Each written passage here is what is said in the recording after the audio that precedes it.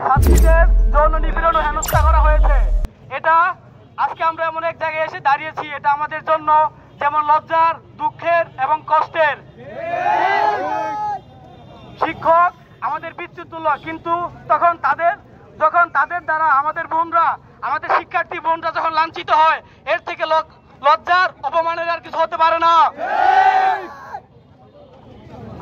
অনেক বছর যাবৎ এই ঘটনা ঘটে আসতেছে, কিন্তু বেরুবির প্রশাসন এখনো নীরব। তারা কাকে ভয় পায়?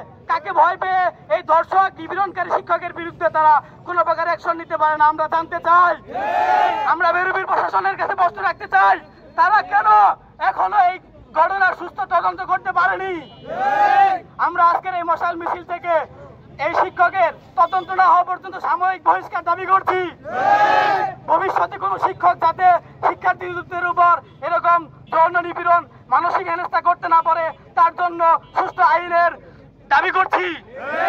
আমরা চাই সুষ্ঠু তদন্তের মাধ্যমে আমাদের বোন, যেসব বোনরা শিক্ষকদের কর্তৃক লাঞ্ছনার শিকার হয়েছে, যৌন নিপীড়নের শিকার হয়েছে, মানসিক হেনস্থার শিকার হয়েছে, তাদের সুষ্ঠু বিচার আমরা পাবো ইনশাআল্লাহ। সবাইকে ধন্যবাদ জানিয়ে আমি আমার বক্তব্য শেষ করছি। দিয়েছেন এই শিক্ষকদের মাঝে নৈতিকতা যেটা আছে সেটা আমাদের মাঝে তারা ঢুকিয়ে দিবে, এরপরে আমরা জাতির কাছে এগুলো নিয়ে পৌঁছে যাব।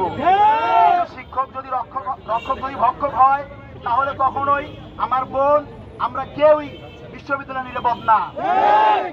এজন্য আমরা বলতে চাই, যাদের কাছে আমরা নিরাপদ, তারা যদি আমাদের রক্ষক হয়ে যায়, তাহলে ওই সমস্ত নিরাপত্তা নামধারী ব্যক্তিদের আমাদের মাথার উপরে আমরা দেখতে চাই না।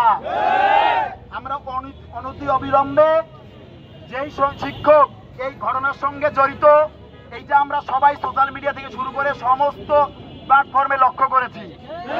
এইটা বিশ্ববিদ্যালয় প্রশাসনকে এখনো কেন তারা ঘুমের মধ্যে আছে এটা আমাদের বুঝে আসে না।